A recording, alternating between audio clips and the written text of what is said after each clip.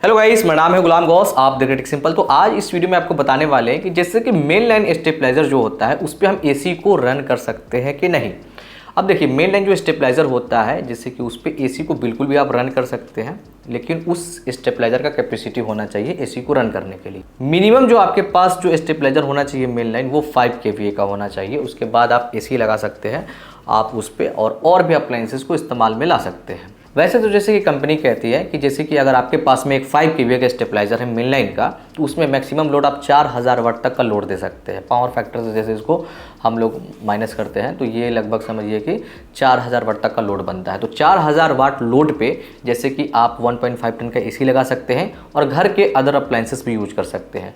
अगर आपको 2 एसी चलाना है तो उसके लिए 10 kVA का लेना पड़ेगा। अगर आपके पास 3 एसी है तो उसके लिए 15 kVA का स्टेबलाइजर लेना पड़ेगा, और घर के जितने भी अप्लाइंसेस बाकी है उसको भी आप यूज कर सकते हैं। अब जैसे कि यहाँ पे मेरा जो है लुमिनस का एक 5 kVA का मेन लाइन स्टेबलाइजर है जो कि ऑटोमेटिकली काम करता है ये।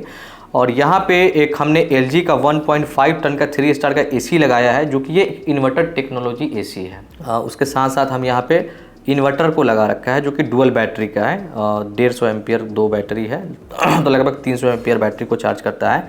3 पंखे हैं, एक BLDC पंखा है तो लगभग 4 पंखा आप मान के चलो। एक मोटर है 1/2 HP का पानी वाला। तो एक वॉशिंग मशीन है 7.5 kg का जो रियलमी का आता है, लगभग 12,000 के प्राइस में मिल जाएगा आपको।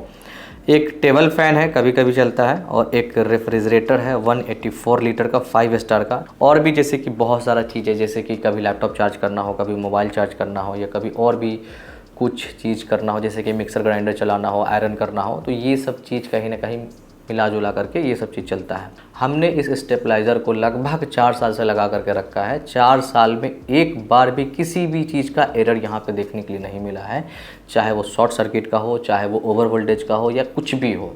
मतलब स्टेबलाइज़र जैसा हमने लगाया था वैसा ही स्टेबलाइज़र है। साल में एक बार या 6 महीना में एक बार सफाई हो जाती है बस ऊपर से, बाकी वैसा कुछ नहीं है। हमने इस स्टेबलाइज़र को खोल करके भी दिखाया था कि इसके अंदर क्या क्या कंपोनेंट देखने के लिए मिलता है, ट्रांसफार्मर का जो टाइप है वो कैसा है। ये जो मेरे पास स्टेबलाइज़र है ये हाई ग्रेड का एल्युमिनियम वाला है।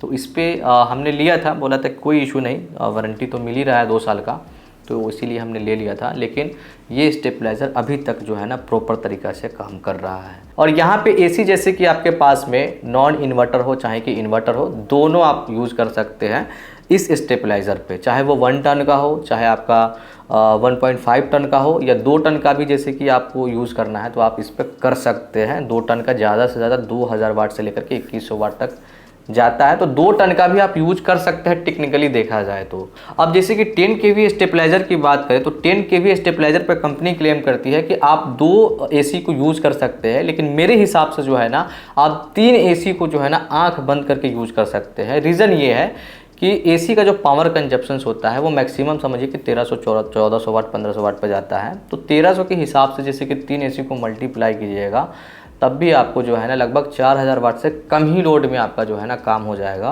और 10 kVA का स्टेबलाइजर में कम से कम आपको 8000 वाट तक का लोड देना पड़ता है। तो वहाँ पे आप जो है ना बेझिझक 3 एसी को रन करा सकते हैं 10 kVA में। तो इस वीडियो में आपने देखा कि मेन लाइन स्टेबलाइजर पे आप क्या क्या चला सकते हैं और साथ में एसी चला सकते हैं कि नहीं चला सकते हैं। आशा करते हैं वीडियो आपको अच्छा लगा होगा।